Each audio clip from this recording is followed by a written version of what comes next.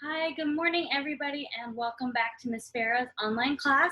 I hope you had a great weekend and got a lot of rest and maybe made it outside a little bit. I know I did. I went biking a lot this weekend and I went on a lot of walks, which was really, really nice to be outside. We had really good weather. Okay, we are starting a new week, so we have new sight words we need to go over, and we have a lot of stuff we have to cover today because we're going over a lot of new stuff this week. So today is Monday. That means that yesterday was Tuesday. Tomorrow, oh no, yesterday was Sunday.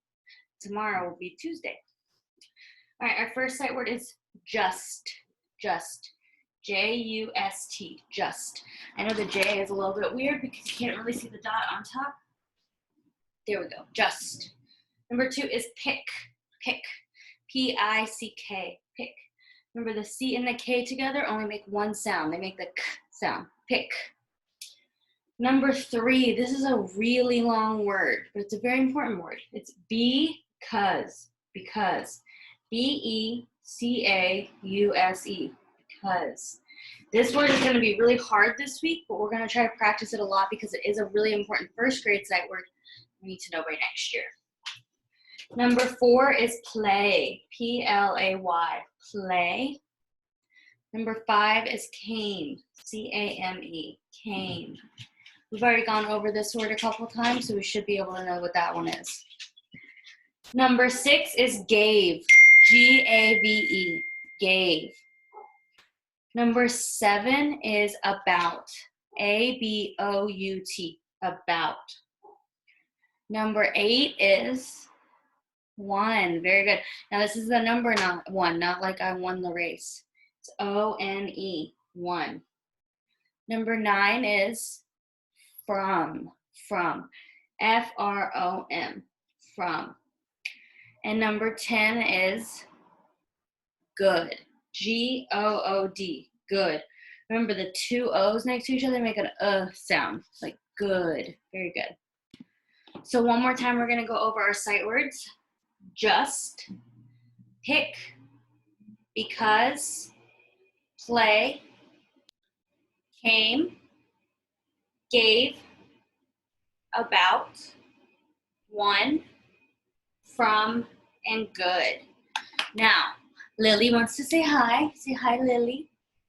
She misses all of you too. She said hi. I think she got to meet Isaiah last weekend and she really loved it.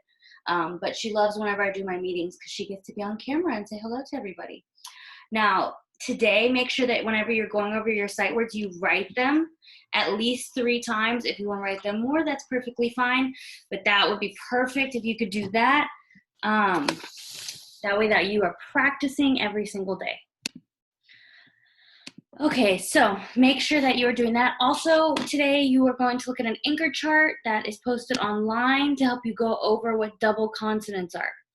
Now remember, in our alphabet, we have vowels and consonants. So all of our vowels are A, E, I, O, U, and sometimes Y.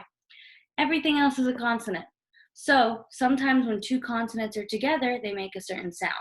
And that is what you're going to be going over today. So look at that anchor chart today and then practice making different words with the consonant blends. And we will go over that more later in this week, but that is something that should be really quick and easy today for you to do. Now on to literacy. Now we are going to be talking about fiction and nonfiction today. This is something we went over at the beginning of the year. So remember, fiction means something is not true, right? It's a little bit confusing the way it's worded. So fiction is not true. Now, when I say not true, it could be a story about something that is made up, correct? So it could be a story about maybe some mermaids or really anything. It can be a fairy tale. It's kind of like not the truest story. So it's not something that is necessarily like 100% like real. But nonfiction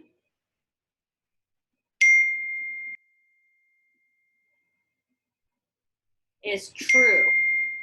So that is something that is 100% true.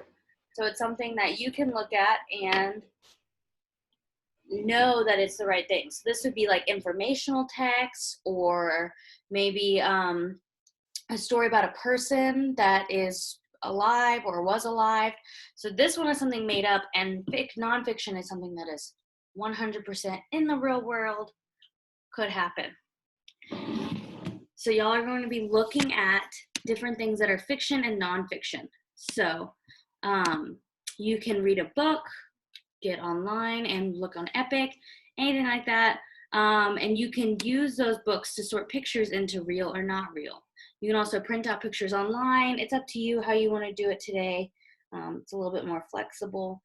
So however you can, just try to look at least at the anchor chart so you can understand what fiction is and what nonfiction is. Whew. Sorry about all the beeping. Somebody was texting me nonstop. All right, so writing today, we're going to look at a story you already know and try to figure out what the character is, what the setting is, and what events happen in the story. And you need to draw them or write them in the correct order. Now, I know this is a little bit hard for some people. That's why we're practicing it over and over and over again, just so we can practice retelling a story in the correct order. So make sure that you're not just writing what happened in the story, but you're putting it the right way and at the right time. So you can't say that something happened before something else if it didn't happen that way. So try to use your brains and write it. It would be great if you could write it, but if not, you can draw a picture. Now in math, we're going to be going over coins. So coins are something new. We've never gone over them before, but I know it's something that we're all interested in and that we all like to see and we like to talk about. We love bringing our coins to class, so it's really great that we can go over them. So the first coin we're going to go over is a penny. Now a penny has Abraham Lincoln on it, and it's the only coin that is kind of like a brownish color. It's called bronze. So this is what a penny looks like. This one's a little dirty, I'm sorry, but it has something on the back, and then it has Abraham Lincoln on the front, and it's the only one that's brown. And the penny is the smallest one, and it is called a 1 cent. So it only is it's only worth one of itself. So it's 1 cent. The next one we're going to look at is a nickel. Everybody say nickel. Now a nickel is gray. It's called silver. And this one has Thomas Jefferson on it. And it's a little bit thicker. So it's kind of a thick coin. But it's worth 5 pennies. So it's worth 5 cents. So this is 1 cent. We need 5 of these to make one of these. Kind of confusing, but we'll keep working on it. This is 5 cents. We have 5 cents. The next one that we have, this one is a little bit smaller than a penny, just slightly, but it's worth more. And this one also has a face on it. I can't remember whose face that is. I'll have to look it up. And it's really thin and it's really, really tiny. And this is called a dime. Can y'all say dime? Now, this one is worth 10 cents.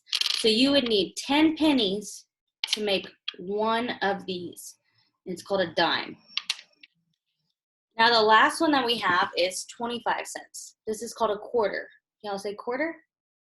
Now I know we know what quarters are because we use them to buy our ice cream sometimes. Or pencils in the cafeteria. So this is a quarter. And it's silver also, and it has a bird on the back. That's an eagle. And this one is the biggest coin that we have. That is a normal coin. We're not going to go into all the other coins that we have because there are some bigger ones. But this one is 25 cents. So you would need 25 pennies to get one of these. Right? Now this one is the biggest coin that we have, and it's a little bit heavier than the rest of the coins. So when we put them in order, you have a penny, then a nickel, a dime, and then a quarter. They're all worth certain amounts. So we have, remember, the penny is 1 cent. The nickel is 5 cents. The dime is 10 cents. And the quarter is 25 cents. So today you're going to look at the anchor chart online and start to understand what pennies or what the money costs. So try to find coins around your house. Miss Farah found all these just lying around her house. So you can try to find some at home and try to look at them, play with them a little bit, and try to remember how much each one is worth. So remember, they all have a certain value to them. That's what we call it. We have a value to it. So the penny is worth 1, quarter is 25. And it's really important to know these because we use them all the time in our everyday life. So sometimes you might have something that's worth $1.25. So you need $1 plus a quarter. So these are very, very important, and it's something we're going to be going over all week. So make sure that you're paying very close attention and reviewing the chart online. And then this afternoon also you're going to get online from Ms. Adams, and she is going to do science online. All right, guys, don't forget to get on Imagine Learning today, twice a day.